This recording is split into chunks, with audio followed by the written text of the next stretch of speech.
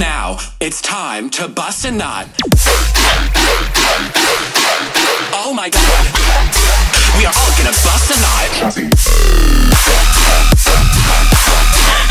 I love it. Busting a nut.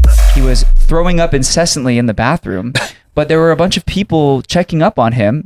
Some even waited outside of the bathroom for him to come out and ask him if he was okay.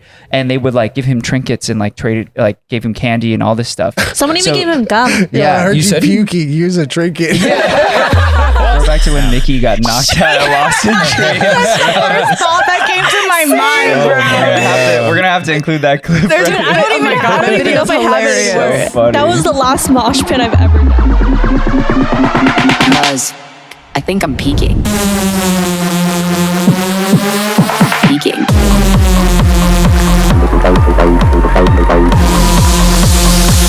Welcome back to the I'm Peaking podcast. Question of the day. What are your festival red flags for 2026? Are we talking Festival red flags? Yeah, are we talking in terms of like people as red flags at festivals, or just like red flags about festivals? People. People? Whoa. Let's get a little bit Okay. juicy. People. Fucking vape. Yeah. Is it cool? It looks so funny. We totally should have asked before we just started. it's fine. It You guys looks did funny. ask. No, you did. Yesterday. It just looks Oh, okay. hilarious. Sorry. I think if you're dancing with someone and then they happen to just want you to hold them in sway for the entire hour of the set, I think that's a red flag for sure. Oh. Yeah. Yeah, I'm trying to rage. An entire hour? That sounds awful. Yeah. I think anyone in general who just like stands there and then looks at you weird for not just standing there is a major red flag. What if they're just like tripping dick though? That could also be a potentiality. Sure, dick. sure, Yeah. but like don't stare at me and judge me for going It's crazy. not their fault. What if they're Sometimes just like, It is. It was their decision but what to if take in their whatever they're head they just taking. have like tunnel vision right now and they just so happen just to stare at you? Yeah, sometimes around them there's a bunch of, so it's not their fault. You just so But I happen to be understand like if the they're pinpoint. not. Yeah. So whose decision was it to take something and alter your state? It's their fault, but like, Hey, it's not always their fault. Let's be real here. Bryn, think about it. Think about it. yeah. What if they're like, oh, I just want to stare at something pretty, and it just so happened to be you? Oh, Okay, that's Then is cool. it is it a red That's flag cool. at that point? I don't think Well, so. I don't know their intention. I think it's more, I could feel if someone's judging me with the way that I dance because I just dance really crazy. So I think it's a red flag if like you're going to a space that's designed to just be free and be whatever you want to do, and then you're judging. Okay. My biggest red flag is Yeah, you had a good one. if they are exclusively on Instagram as a backstage baddie or a backstage bunny. Bro. Either one. If it's only if they only pop out and end up in the DJ booth every single time and they got no reason to be in there and it's just like they somehow get there every time.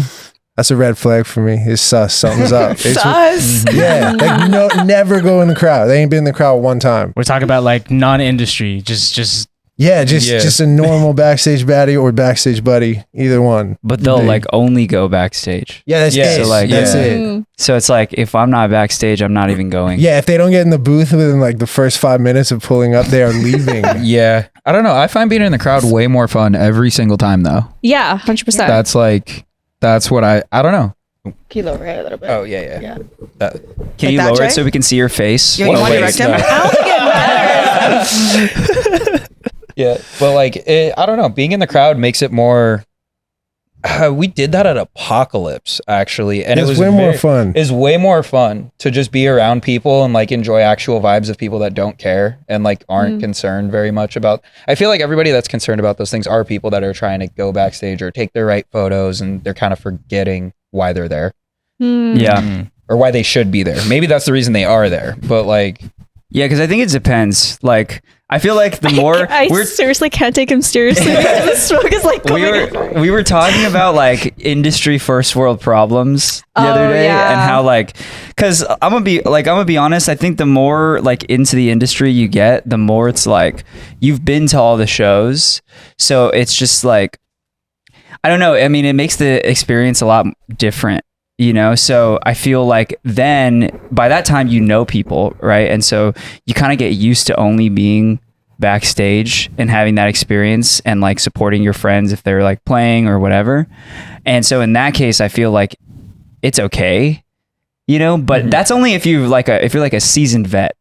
I guess. You know what I mean? Are you defending yourself right now? Well, no, there's a difference. Like what they were saying was that like, oh, like just the girls that like they don't really know anyone and they have to be backstage. I think you know? another one There's is guys too. I know a lot of them. Yeah, guys. Oh, yeah. Guys. That's Yeah, a true. backstage buddy is equally Backstage as a real buddy? joke. I think I don't think another I've ever red heard flag- backstage buddy. Yeah, that's the first time. That's That's a good. real thing. Yeah, That's that's very good. real. I think another that. red flag is just like if you're gonna be backstage, at least dance. Like, don't just stand there. I've seen That's true. so A many lot of people videos do. of people just standing there, or they just have their phones out and they're just recording themselves. At least look like you're having fun. Just be looking pissed off. Yeah, like okay. It's like it's fucking sick up here. It is always like that backstage. It is always like that. I feel like people are just not really dancing.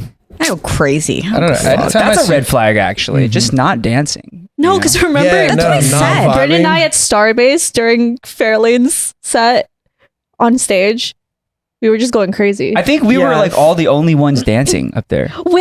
Okay, see, that's a good example because we were. Yeah. Yeah, everyone else was Well, just. we're standing just there. designed for the crowd.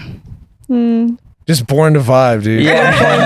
I see you guys dancing whenever you guys are on Yeah, stage, yeah. like backstage. Of course. It's still enjoying it, dude. At the end of the day, like for a good example is like anytime I go see Dion, I don't stand on stage with him ever. Yeah. I go to front of house or I go in the crowd to watch him. And like kids like my little brother, but like I prefer to do that because it's so much better. You get the whole thing of what your friends are putting together. That's like true. they're not just putting That's a good together a point. set when they're playing festivals. Yeah. All the visuals and stuff that they put money and time into, like go watch what they're doing. Yeah. Don't just stand there. I like that. That's true. Yeah. You know what? Because I Countdown, I got to finally see one of the artists I've been meaning to see for a very long time, Star Trek 95. Fire And I set. had the opportunity. I know, right? Is that Had the, that dude played at he played at Nighthearts. yes, okay, that was the first time I saw him. he's Sorry to coming cut up. you off. No, it's all good. He's he just started playing shows in this last year, but he's been like on the come up for the last 5 years. You know, does hard groove. I like to call it Mario Kart House. But yeah, so he played, and I had the opportunity to like be on stage or like go and like see him from there. But I'm like, no, I want to like go and fully experience his set for like what it is, you know? Yeah. Go to move. Speaking of Star Junk set, and then on the topic of red flags, because it just reminded me of one, but pushing people off when you're not vibing with them. There was we had a friend that was trying to dance with this group of people right next to us, and the dude that was there with these two girls that he was with and she was trying to dance with, Yeah. pushed her off of them. What? Yeah. Wait, just looked really, really sorry. pissed off. Who pushed who? The guy, the guy that was with the two girls that she was trying to dance with, pushed her off. Guy with two girls. Yeah. Third So- girl comes in. He was. He gives him the boot. Yeah. Actually, Okay, yeah. so he chose Whoa. one girl, pushed the other girl out. That's no. crazy. He said two is enough. Oh, Yeah, okay, yeah, okay, yeah, I get it. Whoa. Wow. Instead of I choose monogamy, it's I That's crazy. choose. But what would already had two, though. It was- He like physically pushed her. It was yeah. So I guess Mustn't do that. she was basically just trying to like dance and vibe with them, and he was already kind of looking a little pissed off. But as soon as like she started like getting a little bit closer, he like kind of like just pushed her off. What And the then- hell? Yeah. You mustn't touch. You're not- you mustn't touch the woman. No, absolutely not. Never. Yeah, I got to talk. Interesting. Yeah. So Huh. I think that's a red flag too. For one, don't go pushing each other unless it's A mosh pit. unless it's a pit. Yeah. And when you push in a mosh pit, okay, another red flag is when people like punch in the mosh pit. Like people Oh, be yeah, punching. when I'm they're like, seen oh, you videos. I'm like, damn, like, Yeah. fuck, I'm sorry you're hurt, but like that shit hurts. Yeah. I just thought of another one as well, actually. Because we saw a guy at Countdown who was just slumped over the rail, just like throwing up, like on there. Yeah. And here's what I want to say: Super that's not the red embarrassing. flag. Yes, it is. Well, it is. But the friends, where are the friends? Yeah. Where are the friends Yeah. that Where were are the with friends? him? Yeah, don't leave your friends. Don't leave your maybe friends. he's super fucked up because he ain't got no friends and he's sad. I've also had That's a friends very that sad like, way of getting about it, Fuck, but also, But it's- yeah.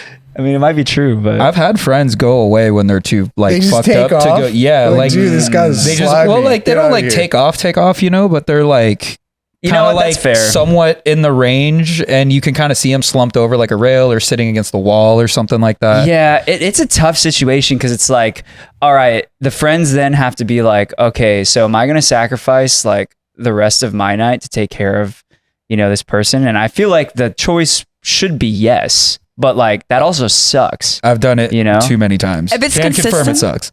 Yeah. Yeah, but if it's also- with the same person consistently, I True. think that's when it's like, That's true, but when Yeah. is it ever right to just leave your friend all fucked up, like on a Yeah. rail, It's throwing up really on not other great. people? Yeah. I know. Yeah, this guy had like the people next to him. We were like fanning him and like and we were just like, hey, is he with you? And like, no, we don't know who he is. Like, Yeah, we ended just up. by himself. Well, the crazy thing is that we ended up calling like ground control over so we can possibly get a medical, but then he denied medical attention. So then he just Maybe he was What do you mean? scared. He's just like, I want I to don't keep know. doing Yeah. this. So then well then he stayed there, and then he was still like at this Throwing time up over the race. Wait, no, this Just time he was just thugging sitting it right out. next to it. He was just sitting right next to it, but he was also on the ground, like kind of just like slumped Oh, up. damn. That's awful. Yeah. I saw a couple people like that actually as I was walking out of Countdown. They were like that. Just a fucking Yeah. mess. Yeah. damn. Manage your shit, guys. Yeah. Countdown. Red flag.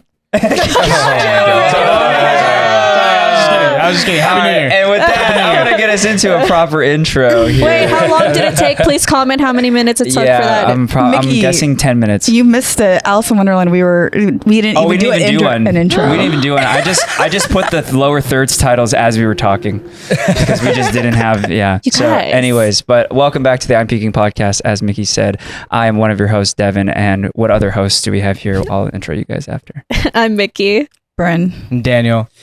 All right. And why am I never prepared for this? Red flag, Devin. I know. Where'd it go? Okay, it's okay. I got a nice little intro for you guys. Today on the I'm Peaking podcast, we've got two guests who have declared half the bass scene as next up. That's in all caps, by the way.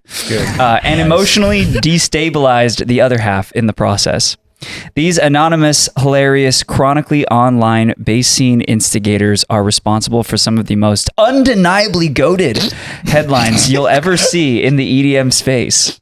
In fact, these two have basically turned dubstep culture into a social experiment. Bass music legends get farmed for engagement, comment sections enter a half satire, half serious civil war, and most of the scene can't tell if they're being celebrated, roasted, or psychologically tested. They're so undeniably locked in, even Deadmau5 can't resist responding to them. DMZ News Official, welcome to the podcast. Yeah. Thanks for having us, guys. Yes, sir. Crazy intro. That was so good. You know what I just thought about? You guys are like the gossip girl of the bass scene. Low key, kind of. Yeah. I never even thought of that. Yeah, because you guys are like in the scene, but nobody knows who the fuck you are, and you know like all the tea, Yeah. It's true. Or you create the tea. or you create the tea, so you're a gossip girl. Gossip Girl ends up, it's the guy, right? Yeah, Yeah. Oh, wait, that's a crazy that was a spoiler. spoiler. Come on, man. I think that's very on brand for you guys. My bad. Daniel, you want to get started with our first topic Yeah, here? speaking of red flags, I think venue security needs to chill the fuck out. Because I don't know if you guys saw that video of the Rave Ref talking about getting thrown out of Svdden Death show in Dallas. Yes. I did see Yeah. I did see that. So what happened? It was insane. It was, I seen it. You see it, Daryl? Yeah. That was not right. He was doing his thing, being the Rave Ref, refereeing the mosh pit. And there's like a video of this whole entire thing. Whoever took this is like, He's a legend for real. legend for getting it. Rave Ref is like in the pit, people were moshing, doing their thing. It's sudden death. They're gonna mosh. And I get a few security guards came in. Rave Ref was explaining to them, he's like, guys, they're going to mosh. There's not really much you can do. I'm trying to keep people safe. Like, it is what it is. And then like three dudes like picked him up like he was like a couch or so like a piece of furniture. Yeah, I saw look, that. It's One like- dude like fully got his legs. The other dude is like fully grabbed his upper half, and they're just like ripping him through the crowd, just like beefing through this What the fat crowd of people. And then they like take him out back and like boot him down a fucking staircase. It was wild. Wait, Yes, I need to see dude. this video. Yeah, wait, I think I saw it. Wait, It's it's I in don't think the- I've seen it. Dude, the way that they used him to go through the crowd reminds me of like when SWAT uses like the beams to get Yeah, in the the doors. battering Dude, ram? it's So so sad. Dude, it was so Using fucked like a up. battering ram, and there's some people just looking like, dude, what the fuck is happening? It's so It's sad. not Wait, right. did they actually throw him down? Yeah, they took him by the Yes, neck dude. and threw him What out the the door, fuck? bro. By the Yeah. neck? What if he Yeah. actually got hurt? It's a gnarly clip. I mean, you could technically sue. Yeah, especially when you have like all of this, you can definitely sue. what a legend. Full ref outfit. Yeah, Raised my flag. Oh shit! Oh my god. Oh shit! They like manhandled him. That's fucked. It's a power trip. So we're not allowed to normalize throwing the security in the pit, right? That's not a thing? No?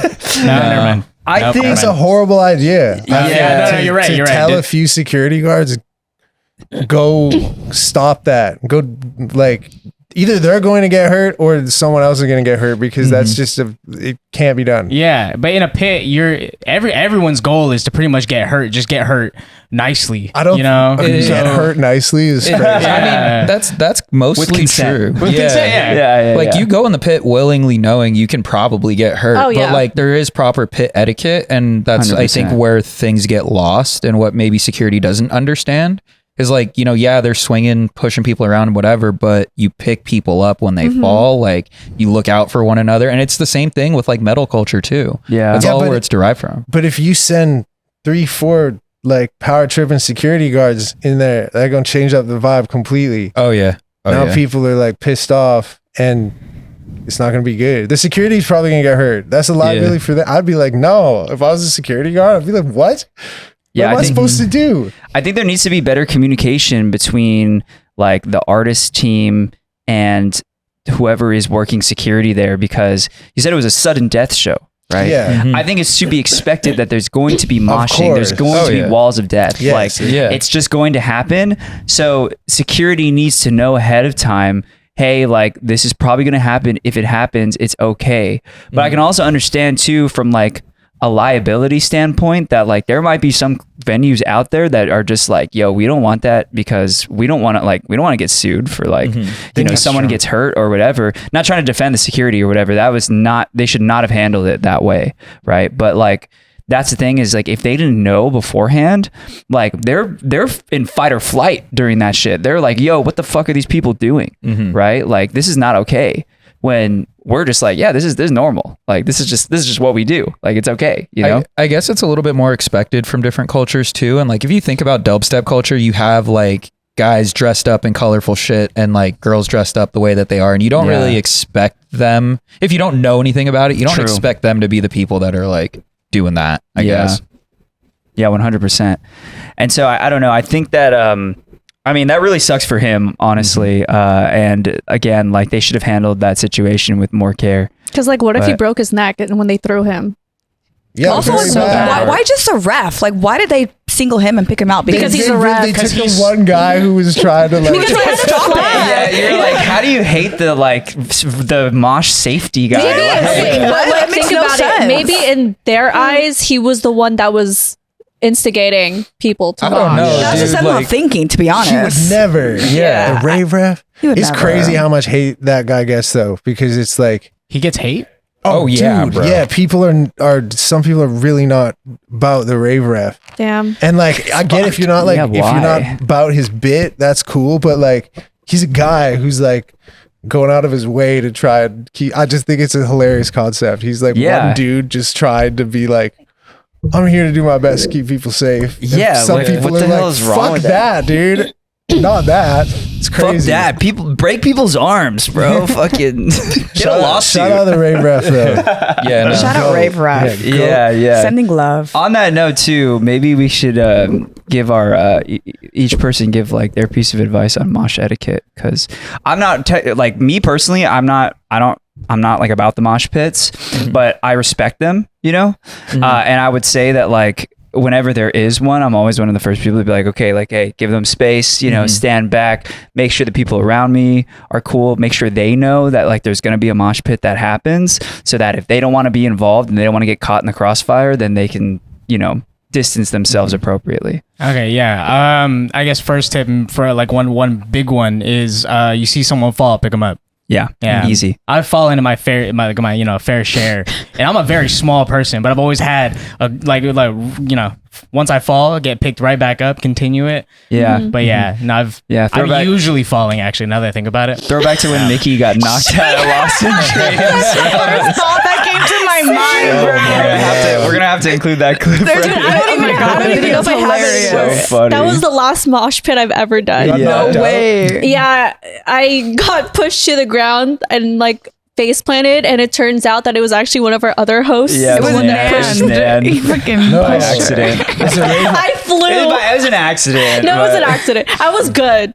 I like danced afterwards, But but she, like, like, face but it planted. just so happened. But the We have a most video funniest, of it. yeah. But It's the most funny. funniest thing is just it just happened to be Nan that pushed me. Yeah. Oh Man. my god.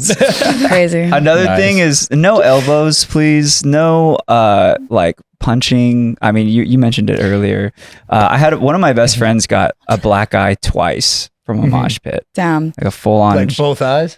No, not in the same time. Different, or actually, maybe it was just once. That'd have been tight. But I remember we went to like Lake Tahoe like the week after, and she still had the black eye. It was just like, yeah, It's tough. yeah, I think purposely putting your elbows out, you know, is it's really really I dangerous. think the best way is your shoulders, right? Because you're just like It kind How of do you- depends. Like, You could like go like this. or You could like this, push, like or just like. If you go like this.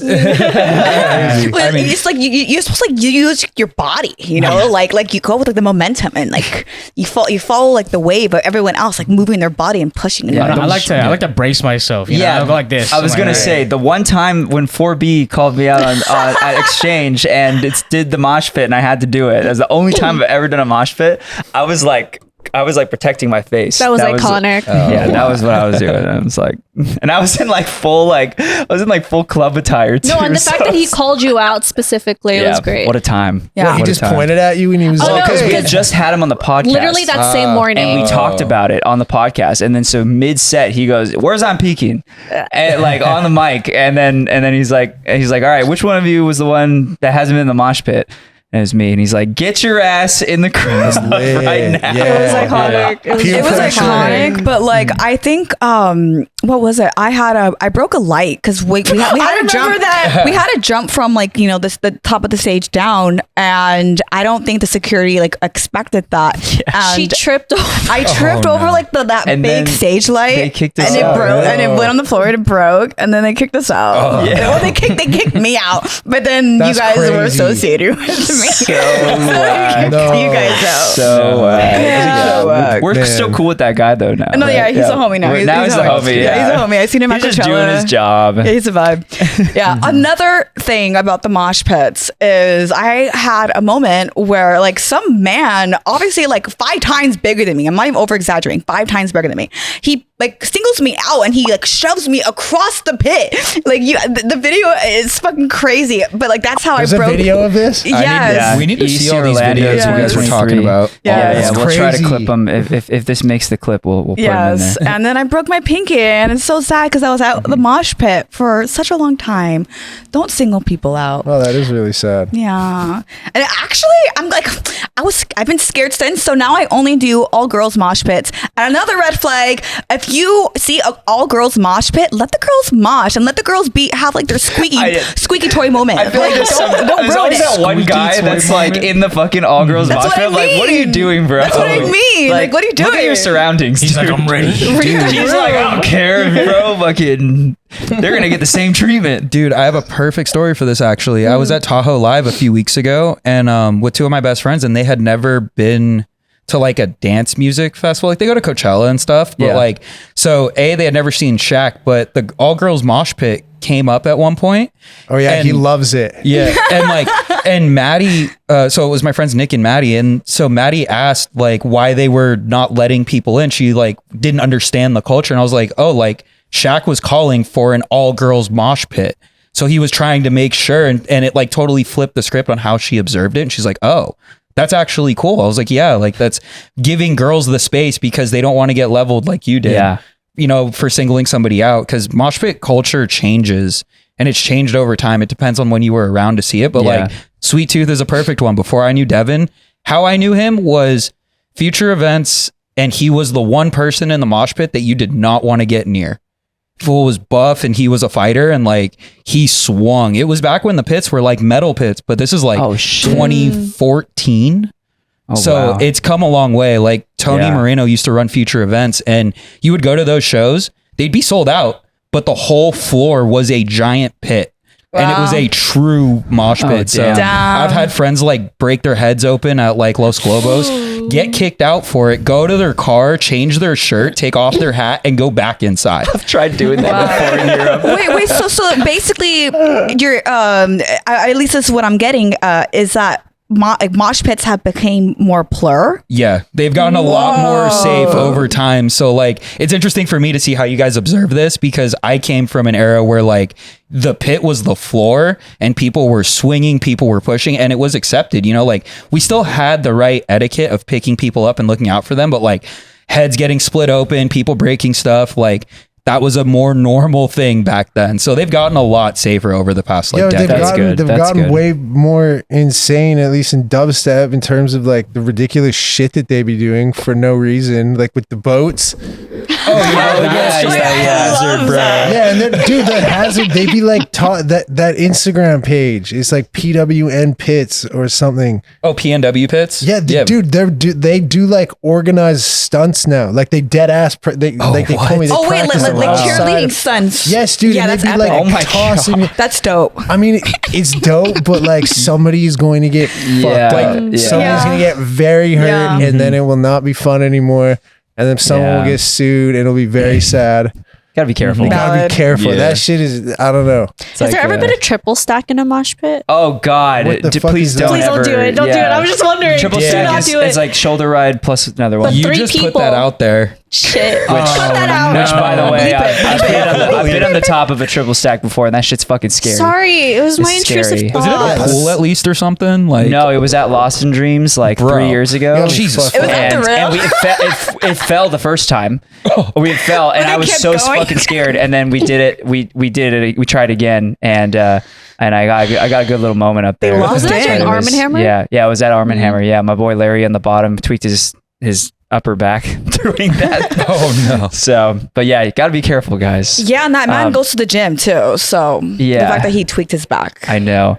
On the note of being more PLUR though, and the pit's getting more PLUR, newsflash, PLUR isn't actually dead.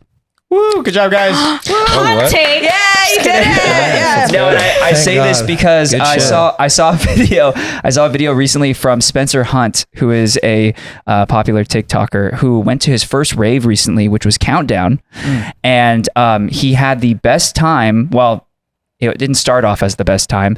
He was throwing up incessantly in the bathroom, but there were a bunch of people checking up on him. Some even waited outside of the bathroom for him to come out and ask him if he was okay, and they would like give him trinkets and like gave him candy and all this stuff. Someone even gave him gum. Yeah, I heard you said puking. Use a trinket. Well, some person gave him gum too, and they were like, "Hey, I know that like throwing up is like you know you don't want that you don't want that taste in your mouth all night." And so he was just like going on. It's funny because he's known for like going on these rants and like yelling at the camera, but this was like that in a positive way. Like it was like people were so nice to me, like oh my god, like, and I just think it's like so great to see that, especially coming from a first time raver, you know, because I remember my first time in the scene, you know, and you never forget those moments. And so for that to be like his lasting impression for the rest of however long his raving career is really awesome. And so I think there needs to be more moments like that. So you said he went by himself? He was with friends. I think he was with friends. He just got a little too wandered off, got a little gibbled. Gibbled. Oh. It's just like I was thinking like he went by himself and then all of this stuff happened. I would have been like, whoa. Like if you go to an event by yourself and all that stuff happens, that gives you like a whole new outlook on life That's and true. raving. And that does entirely. happen. Yeah, no, exactly. That's why I was like, is he one? Because that would be sick. But no. Yeah. You got to be a warrior to do that. Yeah, that's real. Yeah. Too bad Nan's not here. He went his first one. I think he went solo. So Legend. his first rave. Pretty sure.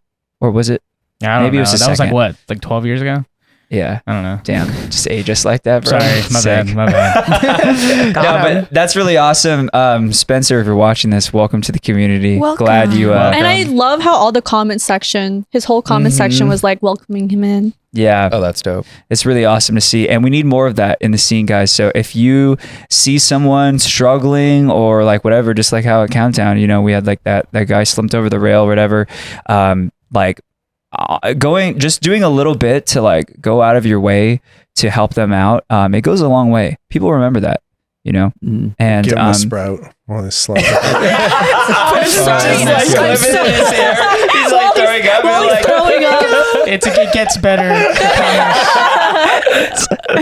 But yeah, no, it's like that's what the scene's all about, you know, looking out for each other, having mutual respect for everyone, and so I think it's really important to continue to push that message, and all the new people who come into the scene, like set a good example, you know, like I guarantee you, like Spencer's never going to forget that for the rest of his life, you know, and that will always be his impression, his initial impression of the scene. And I gotta say, as someone who like also came into the scene similarly, had a very similar experience, like even though the scene is, you know, like nowadays let's be real, like it's not as PLUR as it used to be. It's always going to change. It's going to change, but my perception of the scene though will still always be rooted in that experience that I had, right? Just how it might be for Spencer. So I think, again, whatever you guys can do to like continue spreading that, like do it. I think it's pretty simple. Just be a good person. Look out for others instead of just yourself. Yeah. And always take care of them. Mhm. Like if you can. It's pretty straightforward. Yeah, there's this other creator, her name's Remy, Remy Lethbridge, I think is her last name. Yeah. She made a video recently on this talking about PLUR and how like, you know, just kind of like pointing out some of the hypocrisy of like, you know, trying to say like, oh, that's not PLUR, this isn't PLUR, but then are you actually being PLUR in the process? And honestly, like I think the overarching lesson is just PLUR is it's like a mindset. It's not something you go to a festival and you do. You like live your life. PLUR's a lifestyle. It is. dude. It really is though. yeah. It's a whole mindset and a lifestyle. Like peace, love, unity, respect. That is something that you exemplify in everything. Well, yeah, it's just the foundation of being a good person. That's True. Yeah. Yeah. So So be good people. yeah. Shout out PLUR, man. And also comment. I want to hear everyone's like first story of how you came into the scene, and if you Your had maybe a first similar PLUR experience. Did you have a Yeah. positive first experience at a rave? PLUR experience? Let us know. We want to know. Or was it bad vibes? I want to know Totally that too. unplugged. Yeah, no. Let us know that too. Honestly, we want to know all the stories. All right, so we heard that you guys 1 make music and 2 have some music for us. 10-4. Indeed. Let's Yes, go. we do. And one of the songs may potentially be named Next Up, which is fucking hilarious. It might be. That is hilarious. We'll play that one later. Let's play the other one. Okay. All right, Okay. sounds good. Yeah, Yeah, what we're- you got for us? Yeah, let's not tell him the name. Okay, yeah, that's fine. No, You can let's tell for us sure after. tell them the name. Yeah, it's okay. No, you can tell us after, actually. You No, it'll be obvious. It'll be so obvious. We should just Okay. let it play. Lock Okay. in All right, the this goat. is a new collab with Chassi. Yeah. I was sick. We had Chassi. All right, we had Chassi on before. Yeah, Great guy. cool guy.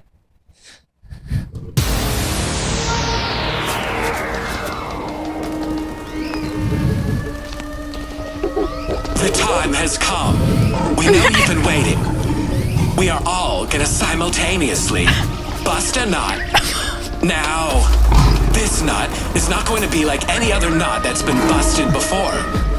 This is going to be the biggest nut that's ever been busted in the history of the world. Oh, will it? Yeah, we're gonna bust a big nut. Big, soaking wet, nut-busting banger. Could this be the biggest nut in the world?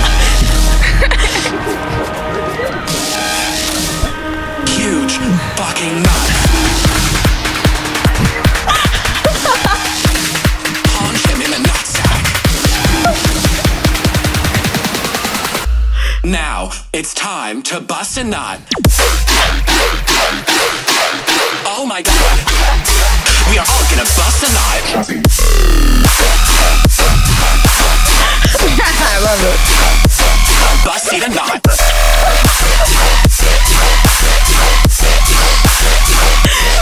What the fuck? Just look over and they're both just like the smoke is just leaving their masks. Buddy, we've cooked our absolute fucking banger. Banger. There you go. It's ridiculous, but it's ridiculously hard too. It's really good. Punch him in the nutsack. That's crazy. He said it's ridiculously hard. That's crazy. Got him. That's usually what happens before you bust it. That was sick. Yeah, we That was gotta, it. we gotta finish that. But Yeah, the second drop's not finished yet, but that's what we got for to show you guys. So I'm guessing the name is Bust a Nut. it's called Bustin' Nut. That's Okay. right. That's funny. Nut. Yes, thanks for enduring that. Yeah, Yeah, no shit was problem. nuts. we haven't really shown many people that song, that we've actually talked to. So that was funny. That was a Sick. great reaction. Hell yeah, let's We go. played it the other night. That sounded great. They loved it. They loved it. They did, yeah. Oh, have you guys not played it out a bunch of times yet, or? That was what I played out for the first time the other night. Yeah. Oh, wow. And then and it sounded ridiculous. That was all I was really Sounded concerned about. Yeah. I mean, if you're making songs about busting the fattest nut, You gotta deliver. yeah. Yeah. You know what you should do is you should send that track over to Deadmau5 and See what he thinks. Yeah, Hey, he buddy, would what do you love think of that. it? He would love some sustained dubstep in yeah. his DMs. From You want to DMZ remix this official. track? Speaking of which, so yeah, I didn't even know that you guys made music before this. Really. Nice. I saw that. That's crazy. So I wanted to ask you guys because are you guys an industry plan or what's going on? Because, What the fuck? You guys popped out of nowhere. yeah, I mean, literally just out of nowhere grew this meme page out of nowhere. What? Yeah, exposed. Yeah. Yeah. So what's the? You guys are this mysterious anonymous hooded figure that just came out of nowhere, starting problems shit. in this in the scene with these crazy headlines. And by the way, we still haven't seen their faces. They No. still we will not. haven't. Yeah. We literally have not. You guys are so. also everywhere. I don't know if it's because y'all be rocking with the team, but I just feel like you guys are everywhere. DMZ News is in the chat. No matter what, it pops We up on my are feed. DMZ News. We are all DMZ News. Yeah, we be popping out for sure. We go all kinds of cool places. So what's the goal here? The goal of DMZ News official. Yeah. Realistically, we're trying to we want to build a platform that eventually has the potential that can drastically make an impact on artists' careers and shit. Get to the point where Yeah. a post or a bunch of we work together on some content and it can actually really elevate an artist's career. We want to be in the position where we can put our friends on and other talented I love art. that. Mhm. That would be the goal. If we could do, at least for me, that's my part of it. Is that That's a it. label route? I mean, there's a million things that we want to do with this. Label is definitely one of them. But just I'd any possible way. I guess with the internet. core of it is just look or help out the people that we saw beforehand that really deserved it but never got a genuine shot. Yeah. Yeah. That's a large majority of our friends, and you see a lot of that in dubstep when you've been around for a long time, and people really deserve and they work harder than 90% of others and they never get the opportunity or they get used. It's not cool. Yeah. Got a lot of friends who have been doing this for 10, 12 years. Too long. And then just with this day and age, the internet, they can see some producer come into this for like 1-2 years, start getting like full festival and it's just like the way like it could be so disheartening to some people, and it's like, dude, I so badly want to be in a position where I can be like, we're gonna get you sorted, like we can really help build your career and like, really put you on. Yeah, kind of like how I feel like Shaq kind of does it. Like I feel like every time Shaq shouts out like or does a collab with an artist, like they have their little moment. And really big on all of that shit. Even when he posts like a carousel just playing music out, he tag every single one, and he's Shaq. Yeah. Like you don't have to be doing that. I mean, a good example is like my friends I mentioned earlier when they saw Shaq, and then we got back to the car and they ended up looking up like his Spotify, and he's like, who are all these other people? And I was like, these are the people that he wrote songs with that he's like putting on. And then it caused them to now dive into like just everyone else. The first one was, I think the first collab they heard was the one with Lays. And then they just dove into her discography, and it's just, it works when the people don't know, like if nobody knows. And it's so interesting to see that, because I haven't seen somebody get into dance music, that especially someone I'm close with, in a very long time. And so it's kind of refreshing to see that route still works. And Shaq's that's kind of the GOAT, dude. Shaq is the GOAT. People have their opinions on Shaq as a DJ, but I'm like, dude, he's one of the biggest celebrities on the planet, and he wants to fuck around with the dubstep guys and DJ, and he does, like, every single person he works with, he goes out of his way to use his 9 bazillion followers to put eyes on them. I'm like, dude, come on. Like, the crazy thing was that basketball was the side quest for him. Like he was like, I believe the first thing that he wanted to do was be a DJ. Yeah, no, that's what people don't realize. Like Shaq's been DJing longer than most of these people have been alive, and are trying to hate on him. Like, dude, get your facts straight first, and then go watch him spin a vinyl set, and then come back and say he can't DJ. Yeah, like he's done the actual work and understands. So I don't give a shit if his sets are pre-recorded now. Like he understands the craft in a way that 98% of people today do not. And it's also because I come from a background of battle DJing. I've been behind decks for 26 years now. Holy shit. And a lot of people trip out when they hear that. But even with doing that, like seeing somebody that appreciates the art of it, I will hold Shaq higher than so many people, even if his sets are pre-recorded, just from understanding that. Yeah. Damn.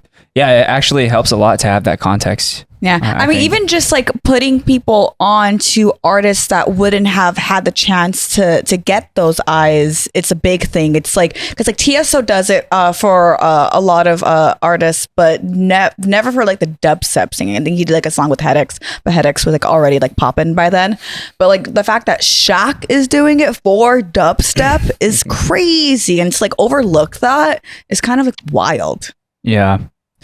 Yeah, I want to also bring it back to you guys real quick. So, because I know we kind of talked off camera, like how it's kind of crazy how everyone has kind of just trusted you guys up to this point, you know? Yeah. Without knowing who the fuck you are. You guys are like the true fake news, I feel like, you know? It's like the fake news that we listen to. Yeah, so how did you guys do that? How did you gain the trust of these artists when they can't even see your face? That's a question for Jared. That's a great question. It was it should have been way harder than it was, but surprisingly, like right off the bat, I don't know, people like mostly like on the artist side, like really started fucking with it, and they were like, whoever's running this page really like what you're doing. Like they obviously saw like the good and the fun in it, so they were fucking with it. And then when it eventually became time to like randomly, I was like, okay, I guess I'm going to go to events now, and I have to put on a fucking whatever. I literally went on Amazon and I just like bought some shit. Amazon's Facebook Marketplace special. Yeah. I was the first event that I went to as the DMZ news official guy was Haiti's album release show. And I had her managers, like they signed an NDA because they needed my name for like the Insomniac guest list. I like gave them my name, and I went online bought a bunch of bullshit. But like, yeah, the venues were cool with this running around. Most of them in town, and like the promoters, like there's some promoter like we be pulling up to the Hostile shows. Oh yeah, we never met the dude. He like. without this shit. And he just like, he trusts us every time. He's like, hey, we appreciate that you coming out. We do our thing. I'm about to say, don't they need to like check your IDs or something? Like see your Also, face? like we could shout out Kevin Connor for helping out with that, with the Kevin hostile Connor thing. and Tony Marino. Yeah, they're the goats. But like Kevin being able to help facilitate that, and then Tony just being cool with it, like wow, it works that way sometimes. But and- generally, venue staff is like, Dude, cool they don't with care. it, and Yeah. they're fine. But I mean, it's just, which is nice because if they allow it, they're like, no, we're not there to cause problems, which we're really not. Like anytime we go Yeah. out, we take it like really seriously. We obviously Yeah. know how to behave Mhm. at events and shit. And if we get backstage, like we know how to behave. Mhm. So it's nice that they get the vibe. They're like, okay, yeah, they're not here to cause problems. Because Yeah. They're literally, we're just there to like help and share content, really. Like, and all we really ever ask for is like water. nice. water's tight. Yeah, that's awesome. And because you had mentioned too that you had a previous project, or that you used to be in the scene, because you were saying how like many years ago at one time, like because a lot of artists like know you, but they don't know you. Yeah. You know. Yeah. I mean, we had the projects before, obviously, you know, we're making the music, so there's a history there, but Clearly, yeah. it doesn't sound, it comes rooted, but it doesn't sound like anything either of us were making before. So it's an interesting route, but the difference of what we do now is also going out. Like when we go to the hostile shows, being an artist before and people kind of coming up to you and just being like, oh, like, you know, I love your song or whatever, blah, blah, blah. Like that gets old.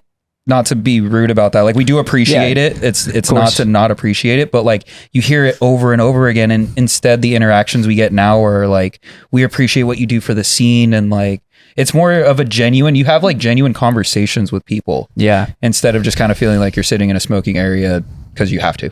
Is that like the whole like mantra behind wearing the masks and hiding your guys' identities? Jared? No, I don't know. The mask thing was just seemed like right as soon as the page got any motion, and like Twitter was like, who is doing this? Yeah, And yeah, yeah. I don't know, as soon as we saw that, I was like, I guess keep it that way. It'd be funny. Yeah. I mean, Jared, he took care of the socials, so like I don't do much or anything with that, Yeah, I like run at all. everything on the He does page. all that stuff. I'm more the music. I'm the based. meme guy. Yeah. Yeah. So like and that's also another funny thing is when people come up to me expecting it to be him. That happens so fucking much, and like, oh, Literally man, happened earlier. Should we talk about the Lost Lands thing What happened to Lost with Lands? Shamar? Oh yeah, I have beef with my old manager. It's not real beef. It's pretend beef. Every time we see each other, we fuck with each other. And I guess he started. He came up to you, right? Yeah, he came up to started me, pressing you and shit. And you were like, "The fuck? Who's this dick?" I was so confused, and I'm just like looking at him. I'm like, bro, like, I'm not who you think I am. Like, I'm sorry to tell you. And it's so odd to say that when we're dressed up the way that we are, but like, it's so true. And then but then I have like conversations with people, and then I go and tell him, I'm like, oh, so this person said this. I just went along like I was you. And they totally buy it. So That's so funny. Because your manager knows that you were doing the whole DMZ thing, right? Or your old manager? Yeah, he knows. Okay, so that's yeah. okay. I was trying to find the context. Yeah. But, But it's so funny how you were telling us off camera that like you'll meet people or you'll re-meet people who you knew And they'll have as your no artist, idea. last artist project, but now they have no idea that you are now. yeah. Yeah, it's funny. That'd be It's so awesome. fun. what are the theories that you have gotten as to who you are? What's the craziest ones? Oh, you would know that. I don't make shit. Some people say Skrillex. If you think about it, man, it could be. I don't know. Right off the bat, everybody thought it was the dubstep FBI girls. Oh yeah. And then like I also told as soon as someone asked me if it was, I was like, yeah. I told everyone. I just kept. But then they got kind of pissed off. They messaged me and they're like, "Dude, are you telling people we are you?" And I was like, "They're asking me, and I'm just saying yes. Like, it's fine." And they were like, "Okay, maybe don't." And then they obviously know who we are. We're like super good friends, and we were super good friends at the time. So it was funny. I was like fucking with my homies. They're like texting me on the side, like, "The fuck is this news page?" I had this one time though. We can go cycle back to the Rave Ref. Did Daryl, did I ever tell you when Rave Ref sent me that essay? He was like, I know who you are. No, what? I know who you are. Yeah, this was like a year ago. He sent me this like giant DM. He was like, because we were cool. I was fucking with the Rave Ref. Rave Ref's fucking with DMZ News Official. It was sick. He like sent me this giant thing one day. I had like this big DM, like the Twitter message where you got to scroll for like a few minutes. He was like, yo, buddy, your secret's safe with me. I cracked the code though. Like, I've done my research. I've gathered my intel. I was like, bet, let's hear it. And he sent me this giant thing. And he like points out all these details. He's like, I've seen you hung out with these people and these people. And then I saw you were at this show and you're on this person's, and he connected all the dots. Work. Yeah. And his final answer was like, one of my good friends who is a woman and like, I'm blatantly a guy. And I was like, man, like you cooked absolutely nothing with this. Like, and you were so sure, dude. Like, it was crazy. But shit like that always funny. I think I told him I was like, no, I did tell him. I was like, I gotta be honest, dude. No, absolutely not. But usually I'll just be like, fuck yeah. Yeah. Oh yeah, that's Steve. me. I'm like, yeah, man, it's Steve. That's so funny. Damn. Didn't you say it was like one of your friends too even, or it was like yeah, that was a friend of mine, a good friend of mine. So funny. Did I all that to them, work. I was like, look at this shit. You were you were close. You were close, but no cigar. Yeah. Damn. Shout out Rave Ref. Yeah, for real. So how did DMZ like even start? Why? Like, what was the reason? I got a random text one morning from him. Yeah, right. It's like 3 a.m. Yeah, it was like 3 a.m. I had that idea, or I mean, I've had this idea for like 2-3 years before this to like, just a concept of like, how has nobody not made like a dubstep TMZ account? Like with how insane Twitter gets, and just like the shit people complain about, and like some of the beefs and just some of the just random drama that happens. It's like, I'm like, how does nobody like make fun of how ridiculous and unserious like this shit is? Because I follow like a bunch of dumb like rap accounts on Instagram, and they kind of like format shit slightly similar. So I just took dubstep drama and that, and I sent him and my one other friend at the first post draft at like 2 a.m. I was like, is this funny? Like, do you think this would be funny for like 10 people to see on the internet? Like, should I make a DMZ Instagram, dude? They're like, yeah, that'd be funny. Like, do it. And then it randomly in like the first few days, it got like a lot of steam. And I was like, you got to be fucking kidding me. Wow, damn. Yeah, and I think like a week later, I was at a show out of town, and I took a video at the show. I think that was like the first video that we posted. I'm pretty sure. And then everyone started making their like questions about where the person lived and this, that, and the other. And it was so funny to us because like, we were like, neither of us are anywhere close to there. So like, yeah, dude, weren't you? Somebody was like, there was like a room full of people. Cause like, yeah, we posted to make it look like I was at around the the page was in San Francisco. Yeah. So he sent me the videos. I took a video from like a really like kind of in the crowd spot, I think, or I might have had one on the balcony because the balcony was open that night. So it was like you could get there, you know, and so I just like took a handful of videos and then I sent them to him, and then we posted it, and then he was like hanging out with a bunch of people, and they were like on their phones like looking at all these the next videos morning backstage. They're like, yo, this fucking DMZ guy was at the show. They're like zooming in on photos, and they're like, dude, I think it was this girl. She looked like mad sus all night, dude. And he's like sitting there. He's like, dude, are you fucking kidding me? It's like such a fun way to live life, honestly. Like, you guys are just like, people are guessing who you are, and sometimes you're just saying yes, and you're just listening to all these people just try to guess. Like, that's hilarious. That's fun. Is this what Marshmallow just went through for like years? Yeah, pretty much. I guess. Shit, man. Until everyone knew who he was. It's like, it was it's got two sides to it. I don't know who Marshmallow is. It's definitely got two sides to it though, because like you meet people and then you get to know them as this, and they have no idea who you actually are, so you can't really like Yeah, it's like two personas. Yeah. So I mean, you live like a double life in a way, and it's like it's kind of weird because then you go back to just regular things. You're like, damn, like I kind of want to hit this person up, but I can't really. Yeah. do Oh my that. god, you hit him Montana. I was just about to say, damn, you stole my joke, You hit him Mickie. Montana.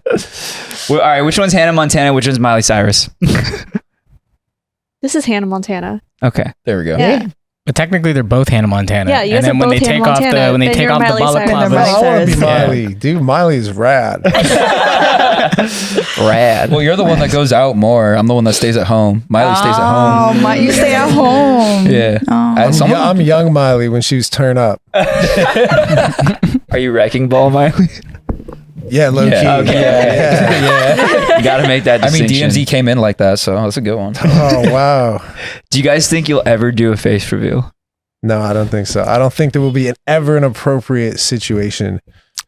I think Yeah. you shouldn't. It's all part of the fun. So then with the project, then you guys, because you guys are going by DMZ News Official, right? Yes. That's the project. Okay. Yes. I appreciate the use of the full name. That's Yeah. respectful. You have to. Yes. Yeah, it's Get part it. of the bit, you know. Well, we Yeah. had someone ask before. I think Nappy asked, like way back when he was like, "Why is it not just DMZ?" And we were like, and I had no idea. So Are you going to talk about that? Yeah, the British thing, the digital mystiques.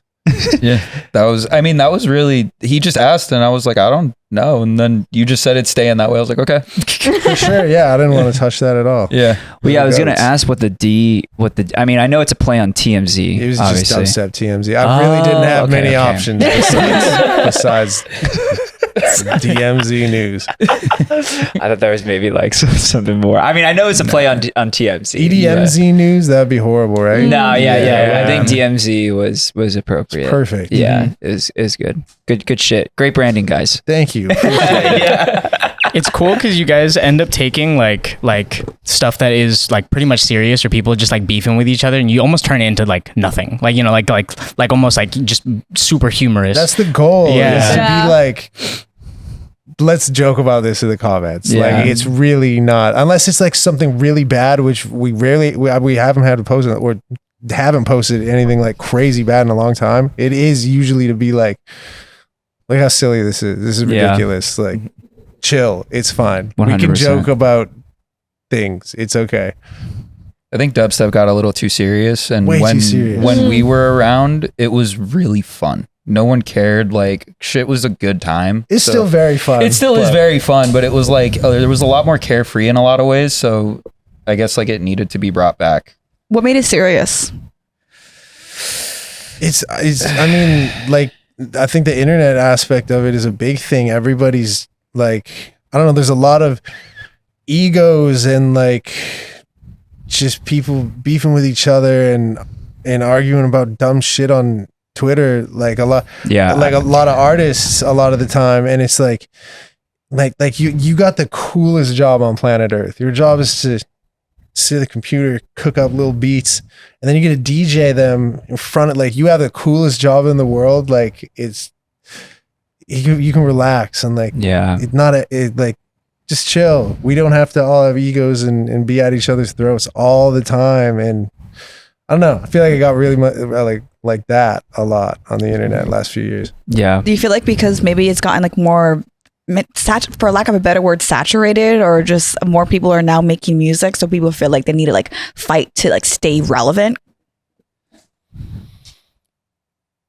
Dale, you got any thoughts? I'm just like throwing thinking shit about out. it. Well, because I think where the original way about it was it came from the music, and now it's more social media based. And then that's I guess ultimately where the project comes in, because the people that work on the music just realistically deserve the spots. Yeah. Like however you want to spin it, it should be the people. That's what it's been for since the beginning of time for concerts. It was always the people that made the music and worked really hard to do that. And it kind of it didn't become that anymore. And Yeah. I guess it kind of sucked the soul out of caring about what we cared for originally. Do you think sometimes there are like lineups and venues who only book people based on their follower count? 100%. I think venues and promoters, like I'm a big fan of like art and music as a whole. So like I really love and respect the art itself and like an artist and how much work goes into being an artist, like it's my favorite shit in the world. That's my favorite thing. In this day and age though, in 2025, like a promoter or a festival is booking people strictly based on who can sell tickets, which unfortunately makes sense from a business standpoint. So in this day and age, there are definitely people who are getting booked based on social media stuff, like versus the quality of music. And yes, that sucks. Like from if you're an artist person who's like, oh man, like I want this guy to be the biggest artist on the planet. Unfortunately, in this day and age, if you can't sell tickets, you're not going to get booked. So like it makes sense why it has gotten that way with like social media and shit. And I don't think that it's the best thing for art, but like, I mean, it is what it is. We live in a capitalistic society and like, unfortunately that is the way things work. So it's like, I really hope the artists that are making the best quality music can either themselves or get a team and can find a way to like utilize the social media route and like make sure that their artist gets put on.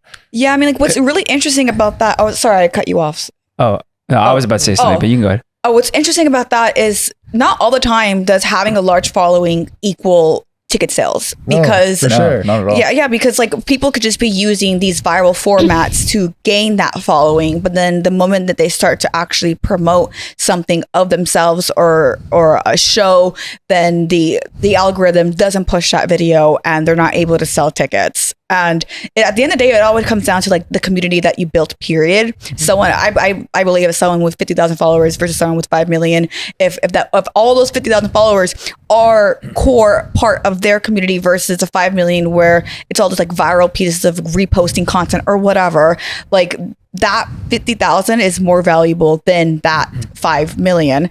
Again, it's all dependent on the variables, but like, I don't think a lot of venues or a lot of people don't really understand that. They just see numbers. They just see numbers. They just see numbers and they're like, oh, that looks like a lot of followers. We'll book them. I have a take on that actually, because there's a lot of people that are musicians that do struggle. I had a musician that to the outside looks like he's not doing very well at all. And he explained to me one day, if you have 100 dedicated followers to your project, you can make a living.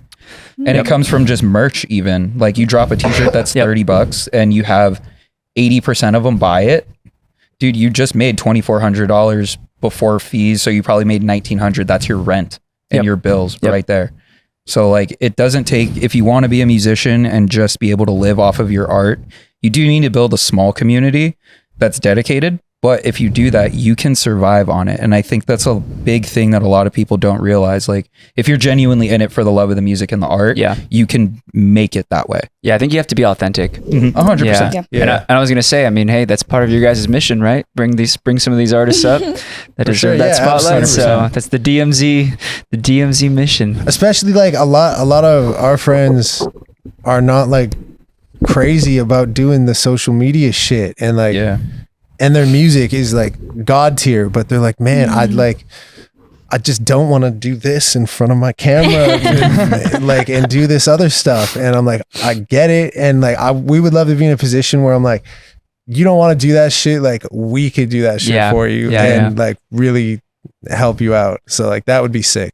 Cause I get it. Like the content shit is not for everyone. It's a ton of work and it's just like, it's difficult to learn and to be consistent, and like being an artist is hard enough. Like that's one job. Now you also got to be a like fucking cap cut wizard. Like it's crazy. It does kind of pull you away from your craft too, because I notice like when I start doing something that I need to do because it's going to help what I'm currently doing, it gets me out of my flow of actually creating the thing that I know that I'm 100% good and skilled at. So I understand like that perspective heavily of like, you know, feeling like you need to create content and then you start learning the content route and it's like, fuck, now I need to like make more music. And then like, it's like that back and forth is, I could just juggle. I could see it being frustrating. I mean, it's super frustrating because to get good at making content, you have to post a ton of bad content first. And like, that shit sucks when you post a million times on Instagram and it doesn't do well every time. It makes you sad. Yeah. So like artists get like, they get crushed by that shit. They're like they finally commit to trying to do the internet thing, and then like it doesn't perform well for them. It's like they're like, dude, I'm doing shit I don't even like doing, and it's not working. doing well. Like I just want to make music so bad. It's like I feel for that shit. It sucks. Yeah, it's the same with music and content, because I believe 95% of all of the stuff you make is going to pretty much just like stay stagnant. Yeah. And then that 5% is the one that's actually going to matter. So you kind of just have to keep on doing it until eventually. Yeah. I love flopping low key on Instagram. Anytime I flop, I learn something that doesn't work. Yeah. We're like that with the podcast too. All the clips, all the topics that we come up with, like, you know, we learn from that shit. So like, okay, this didn't work. I'll try something new. Exactly. Thanks for staying here while we flop, guys. Yeah. We really appreciate it. Flop. We just want to take a quick break and thank our sponsors, Boom Boom Nasal Sticks. Scented. Oh my God. Oh, I was just saying scented. Yeah. Oh.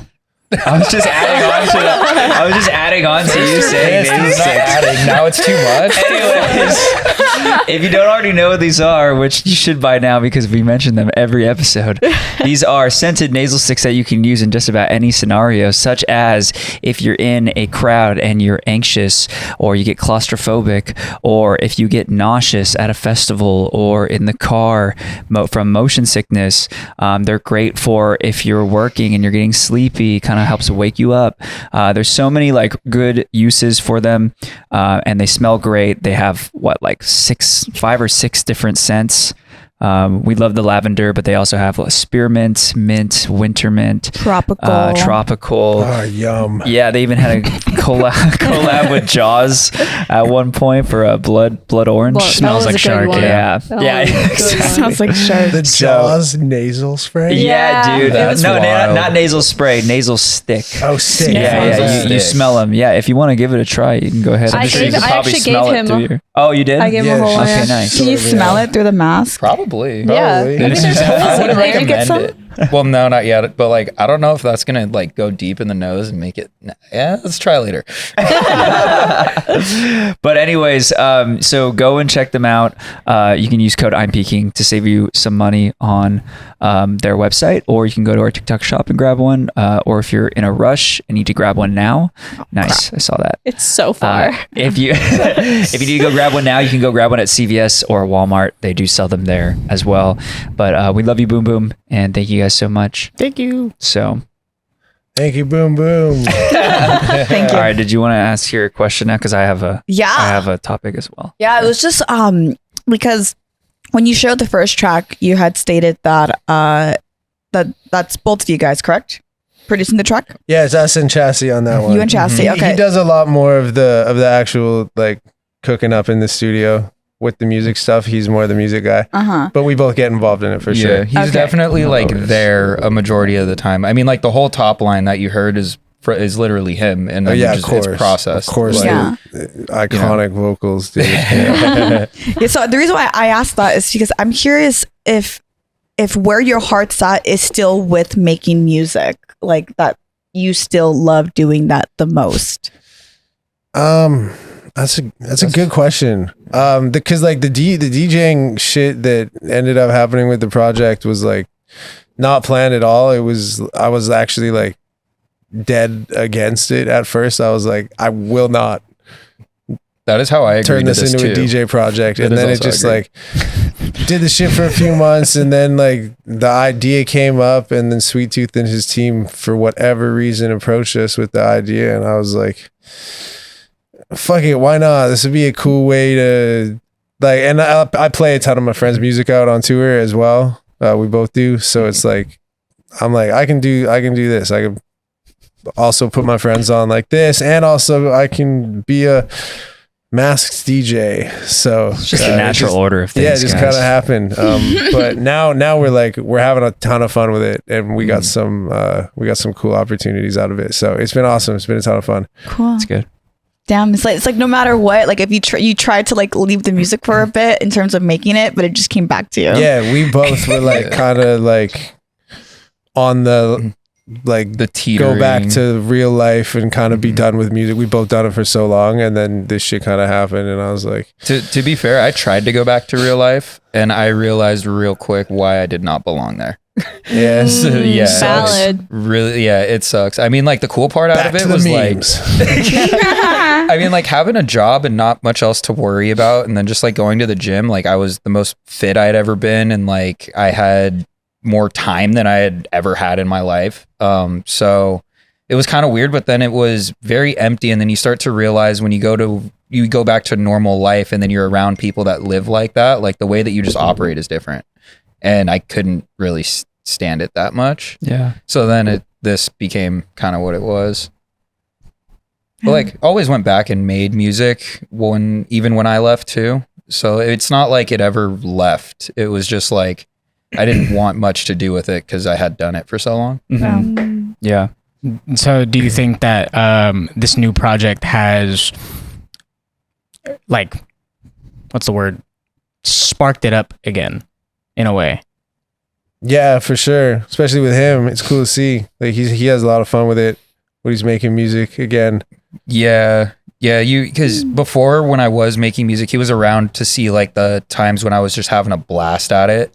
And then he was also there to see the times where I hated my life writing what I was writing because I needed to write it. I didn't want to write it. Yeah. And like the difference being is now it's writing similar stuff that I didn't want to write before, but having the fun I was having doing it in the latter. And it's probably because we're just making stuff. Like we're just two masked dudes. Like, you know, so we're just making stuff that just sounds cool and it is fun. It doesn't have to be that serious. It doesn't have to be that complicated. Music in its simplicity is usually what you want. You kind of hit the reset. Mm-hmm. Yeah, sure. there's no like, you know, there's no face to tie to the music. So you're taking it at its like base level. Yeah. Which is the art. Or even 100%. beyond that too, it's like something that I notice whenever I'm creating and I get stuck. It's usually because if I trace it back, it's because I start performing for the way that I think people want me to perform, or for a way that I think is going to perform, and it kind of pulls you out of the just being an artist and creating shit that it's you, and because you start to take all these things that are in this world, and you start to apply it to your art, and then it's like, is it even like your art anymore? And I feel like when you get back into like that flow of just creating what you want to create, fuck what anyone says, that art is for you.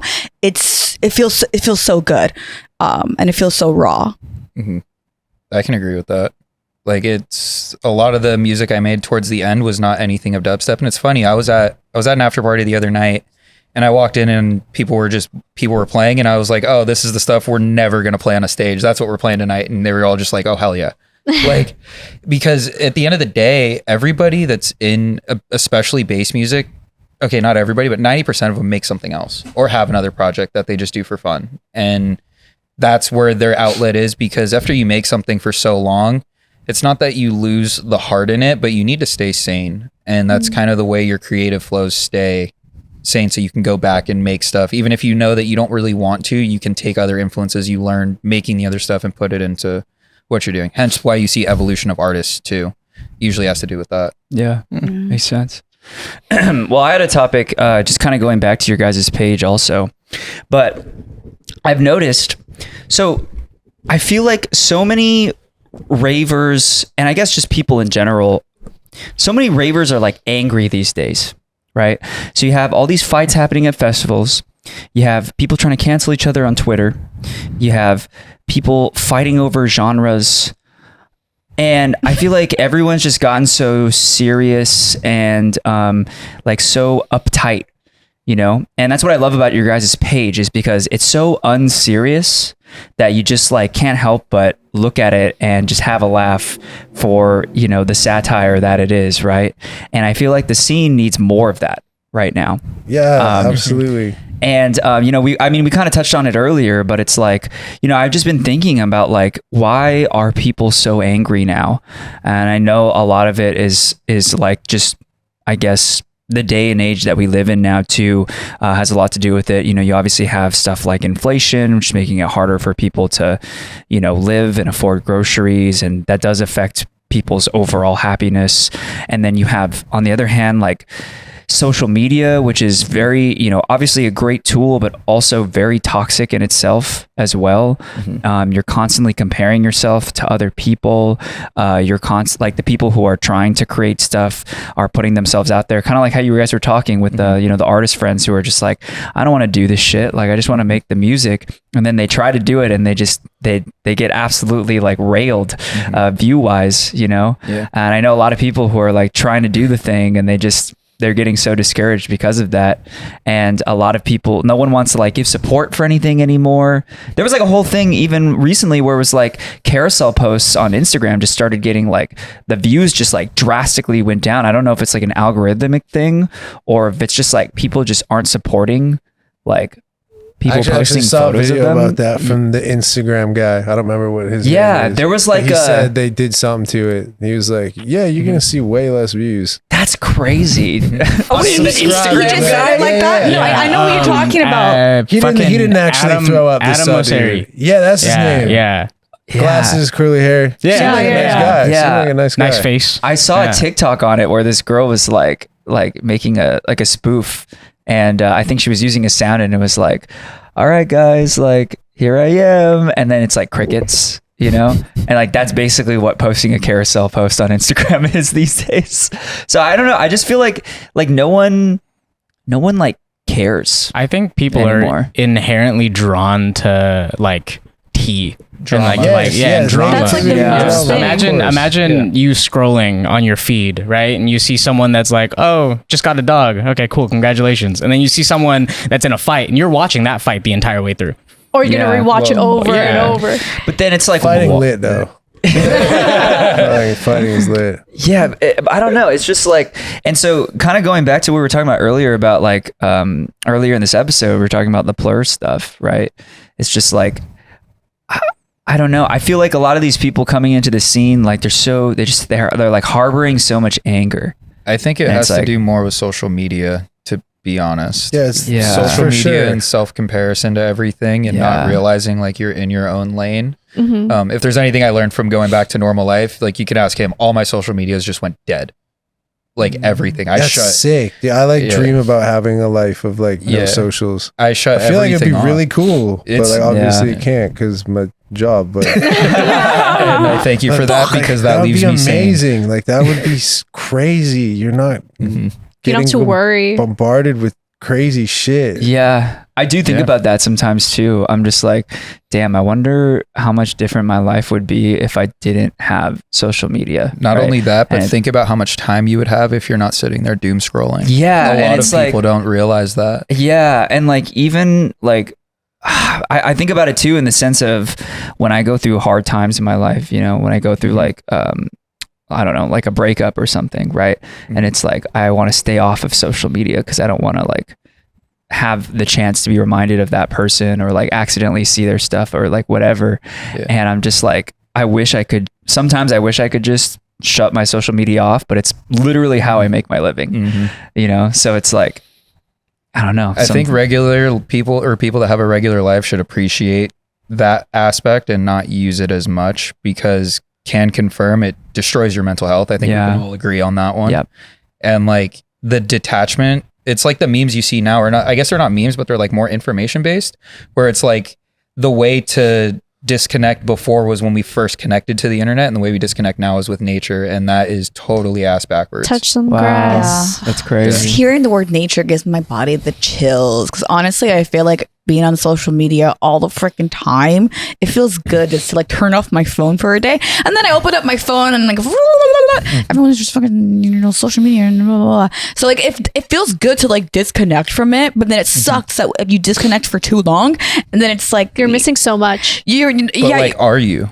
It's more so you lose the momentum that you are building through social media. So it's like, fuck, all the time that you're spending on social media that's literally frying your brain cell, you lose that momentum and it feels like, you know, you're kind of starting back up from square one again. You don't have to spend the time on social media to make it your job as well. It's true. Yeah, but you will. Well, I yeah, guarantee you. you start will. looking It at also if will you help. Well, okay, the project for DMZ kind of has to, but like if you're running stuff, you don't really have to. If it's your personal stuff, like I have enough friends that just post, like have a time that they post at or a rough time, and they go and they know what the caption is, what the picture is, and whatever, and they'll let that run, wait a few hours, go respond to comments, and then that's it. I think what makes it hard though, well, I guess it depends. It depends on like what niche you're in, That but too, like, yeah. you know, for me, it's like I kind of use social media to also get inspiration for the content that I make. Yeah. You as also have to well. like know trends and stuff. And it's kind of Yeah. hard because trends last like 1 to 2 weeks. And if you literally like do a trend that's like a month old, your content is kind Yeah. of just like, I mean, literally my process for when I go to festivals and I shoot content is like the night before, a couple nights before, I will literally scroll through my feed. And thankfully my feed is like catered to have a lot of like skits sounds that are used for skits. And what I'll do is I'll just go through, find good sounds, and then I'll change the context of them to match like whatever it is that, you know, would be relative to ravers, right? And that's kind of just what I do. But like to do that, I have to scroll through like an hour, 2 hours worth of like content to find like 5 solid sounds, you know, to use. There's go ahead. okay, I was gonna say there's a quote that I like to go by, and it's you should produce more than you consume, but that also requires you to consume. yeah. Even in addition to that is I do like to engage with my community, and I'm very adamant about that. Where if I'm making a post and I'm talking on video, and if someone responds to it, because I talk a lot about sober raving, I talk a lot about health, mental health, I talk a lot. So when someone takes the time to write a message and they're generally like curious, or they're opening up and sharing their vulnerability, I respond to that. So that does end up feeding a lot of the time that I'm on social media. So like that is another thing to that. I don't know if I would consider messaging people and things like that, like using social media. Does that make sense? Yeah. So then the reason why I contribute to, or that I related to that is because it's hard for me to like really stay focused. And maybe that's a self-limiting belief, but when I'm on social media, and then because the way that it's always updating, so the next thing you know, it's like I'm back on the feed, and I'm not even trying to look at the feed, and then it's just like it's playing videos. Even when I'm trying to make a post, it starts to play the next someone else's video. And I'm like, I'm not trying to watch this right now. So like I feel like no matter what, social media sets you up in a way to stay on the app. So like that is something that happens. Yeah, I have seen in a lot of comments, just with like keeping up with a lot of the current day news and stuff, that people do tend to oftentimes be like, dude, I feel like everything changed after social media truly like blew up, and we just live completely different lives than we did say 10, 20 years ago, right? Remember to detach. Yeah. That's the thing. It's like, even if your life is completely social media and stuff, you have to remember you're also human. Yeah. You can only be a robot for so long. Yeah. So like take time to detach. A good example is like going snowboarding. When I had an iPod that worked, I would leave my phone in the car for the day. I like that. Detach it for 6 I love hours, that. 7 hours. Cause like what's really going to happen in those 7 hours that's so life threatening, Yeah. and it's not to say that it can't happen, but odds of it happening aren't very high. Yeah. So just Yo, kind honestly, of remember to detach. Bring back iPods. I was at the Wait, Apple is actually making another iPod, I think. Oh, thank God. Wait, Yeah. have you guys seen those like old little DJ sets or little yeah. DJ decks that you put the iPods in? They've had those. They had those when from like 2012, I think. You used to be able to have the individual decks. It was a little white unit. Yeah, I had It's one. so cute. You have one? That's so dope. I had a fuck lot with of the DJing iPod. things that nobody will ever remember if I tell them today. Whoa. I'm surprised you remember that one, to be Yeah, honest. it's crazy. I miss my iPod Nano. Mine died like 2 years ago. It was very sad. I had a shuffle. Damn. Yeah. iPod Nano. Yeah. That one was the one with the touchscreen though, but it was like one. Yeah, it was like one square. I remember when it was a big Oh, deal when you had when that it had a one. camera. That was the last one I Yeah, I had. can take Yeah. videos on my iPod. Yeah, Shit Yeah, was had a camera with busting. like the enlarged screen on it, but it was still only like this Yeah. big. I mean, on the topic of like social media just kind of impacting everything, it's impacted music as well. So I guess the big question is, has content ruined music? There's so many artists out here that are blowing up off of one big splice sample, and then getting booked for festivals instead of the people that have actually done the work. Yeah. What was your answer going to be? That's a spicy question. I wouldn't say. Okay, content hasn't ruined music because there's still incredible music being made all the time. There's a shitload of incredible artists that still be putting out like the craziest art you've ever heard. Content definitely changed what artists are like blowing up and like being booked on festival lineups, because like end of the day, you're an artist, you're a musician, you're in the entertainment industry. Your job is to entertain people, sell tickets. Back in the day, like when we were doing our shit with music, like there was no content, was not a thing. It was not a concept. Like 99% of producers and shit didn't even have like a single photo of themselves on the internet. It was like a shitty little logo picture and your music. That was the only way like people would fuck with you, and the only way you could get booked. So like, and it was crazy back then when like it was strictly about the music. Also, there was no money in dubstep, so like the end goal at the time was like, yo, I might get to play to like a 400 cap room for like $200. I don't know. I'll be the goat at that point. That's so like crazy. it was just like nerds trying to do like the coolest shit they could because they really loved it. And now it's like you can't just have the craziest music you've ever heard. You have to be an entertainer because you have to sell tickets that will make promoters. And it's just like it's changed the way the game is played for better or worse. I mean, for the art's sake, maybe for worse, but like you can also go from a complete nobody to like headlining tour in like a year or two with the internet now. And so it's like, if you can make use of the tools, it's like shit'll change your life. If you are not about that life and you're still an artist, like, yes, that's really unfortunate. You're probably not going to be able to cut through, but like, that's my take. Yeah, I think it's created a lot of opportunities, but at the same time, it's also made the barrier of entry harder. Yeah. You know what I mean? So it's like, you have to be like exceptionally good, like top like 0.5%, I would say, of like talent to be able to cut through without having to make content, you know? But even then it's like, you have some of these like really talented artists, like, you know, we mentioned Starjunk earlier, right? Like Starjunk, I feel like blew up mostly because he was just making the SSX compilations, right? Of just his music behind like the SX, you know, you guys know the SSX, dude. I beat that game too many times. So it's like, it's literally like that blew him up, and he's super talented artist. Like I like absolutely love his sound design, but it's like, would he have blown up the way he did if it were not for that content? I don't know. I honestly don't. Well, also, does the music fit what he's showing? True.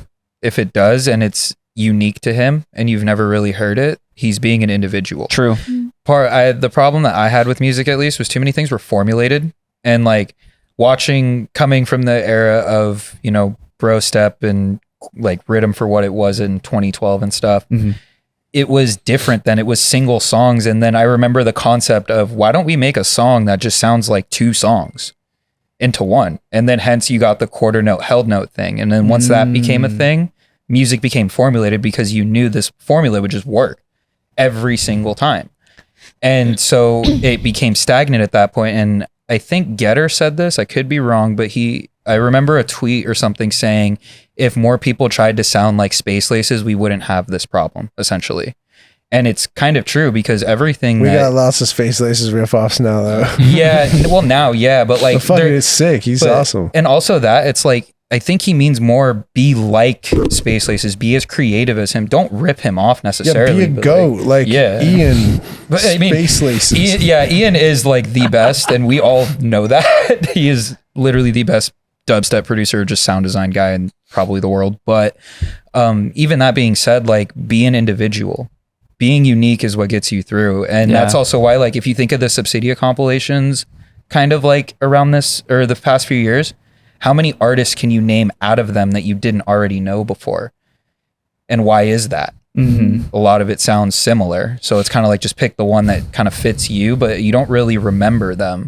Yeah, that's true. I guess in that sense, like, because there's just more people trying to make music nowadays, as we have more tools that enable more people to be able to make music, it just makes it that much harder to stand out. And I do feel like in that regard, content has made it, has created this other lane, obviously, where you can stand out in a different way. And even if you have just decent music, like, you're able to get some attention behind it just by finding another lane to be able to bring your project up. You know what I mean? And so it's like, I mean, one of our homies, Avello, who you guys know. He's the GOAT. Yeah, he is. Love him. Hilarious, right? He's had an insane year. And Fucking insane. And I'm so glad to see it, because, like, I'm gonna be honest, before, like, when I found him, I only knew him through his content. I didn't know his music or anything. Yeah. And then when he started, like, right before No Broke Boys, I was like, I can't remember which song it was, but I remember hearing it and I was like, this is pretty good. Yeah. You know? And, like, seeing him blow up in that way, starting from content, is just a really cool thing to see. And it's like, would he have had that same moment if it had not been for that content? I don't know. You know, it's a definite would not have. You can only get a blow up like him because the internet. It's the only way you can get that many eyes on a project that'll sell tickets. And he crushed it. And his content does so well because it's nothing crazy at all. It's just him. Yeah.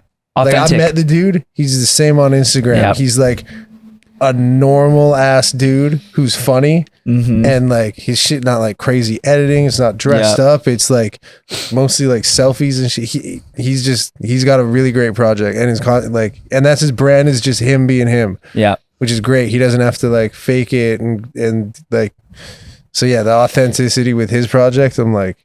And he does have really great music. So I'm like, shit, you got the whole thing. He's next up. I tell him that all the time. Yeah, I tell him and his team, I'm like, you guys have like something crazy with this project. I would agree. I mean, to use his project as an example to touch on what you were stating about like staying like be like space laces, like, you know, like be creative and be an individual.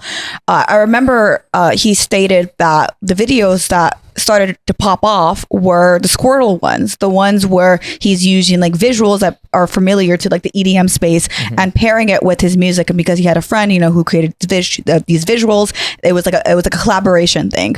But like no one, I mean, people were doing that, but with the whole Squirtle thing specifically, like that was like his like spin on it, and he didn't even have his face tied to that. That was a faceless way to create content with your music, and it completely shifted him going from just creating content that was like meme to like just it being specifically about the music, because that was his goal. And I think the whole point of me saying is like there's other ways to work around content where you don't have to show your face. The irony, but like you don't have to really show your face. You just find a way that works for you. Yeah, and I think that's the thing about his project too, is like he kind of like Adam can kind of just post whatever he wants because he's himself. Because all of his content is like it's got his personality in it. Whether I think it's the same thing with Sullivan King. If you watch Sullivan King's content. Oh, really? I don't like see a lot of it, but it's pretty funny. I just had a paradox thought. Maybe being real is being the new upper echelon. It is. No, it is. That's why you can feel it. That's why content that is like supposedly like, you know, normal or like taken on a camera that's like a security camera or like content that's like, you know, like looks like it should be BTS content. That's why I feel like that stuff does so well nowadays. I mean, you have this whole like group of Instagram comedians like Churdleys, Sir Spence, like they're making all these like Snapchat-esque skits. Obviously they're skits, but they look real. Yeah. And I feel like it's because so many people just want authentic content, or I mean, even clearly it's a skit. It's not, I guess, like totally authentic, but it's like it looks and feels authentic. Yeah. Right. And I think that's what a lot of people are craving right now because they're so tired of like getting fed the like super curated, like overly like nice looking content for so long. We have a good example is like we're into skateboarding and like we watch a lot of it. But it's like they're having a very similar issue, and a lot of action sports is because it's gotten to such a high echelon of being able to do stuff that when we got into skating as kids, stuff looked relatable. Like kickflipping a 10 stair was possible. You know, it didn't seem super scary. And like things have evolved so high that people want stuff that's relatable. And at the end of the day, what we were seeing was outside of the box enough that it didn't feel unreachable. Yeah. And I think it's being relatable and being reachable is kind of what it is now. 1000%. Yeah. Well, on that note, since we are pretty much at the end of the episode, we'd love to hear a second track if you guys have one. Yeah. Yeah. Is DMZ News official next up? Yeah, maybe. The song is called Next Up. Yeah. Wow. It's so good. Yeah, it's pretty cool. A good example is like this is a collab with our homie Klomp, who's a Canadian producer. Yeah. Nobody really knows him. He had like an EP on Phase One's label, I think. Mid last year. Sick. But he's just like another kid that it makes good music. So I was like, dude, like let's work on something. Awesome. That's dope. Hell yeah. Let's get it. I'm excited. Shout out Klomp, dude. For years, we have been desperately searching, seeking, trying to find the chosen one amidst the depths of the underground. Who could it be? Could it be them? Could it be them? Could they be? Oh my God. Next up. We need to see you lock the fuck.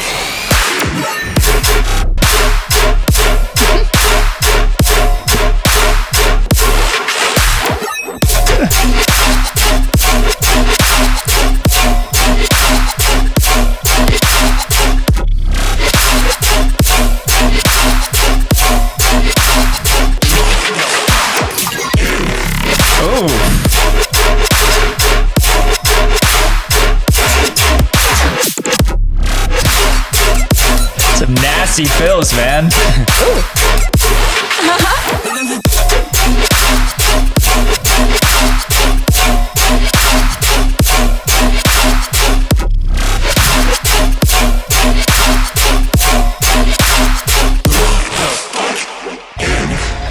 Wow. Please tell me eventually you guys will also come out with a track called Locked In.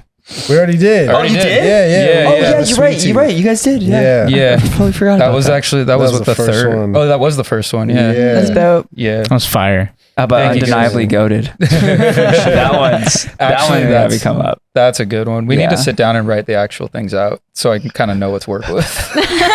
Yeah, we need to sit down and write down a bunch of dumb shit like that. You're right. Yeah. Let's do that. Definitely. Well, thank you guys for that.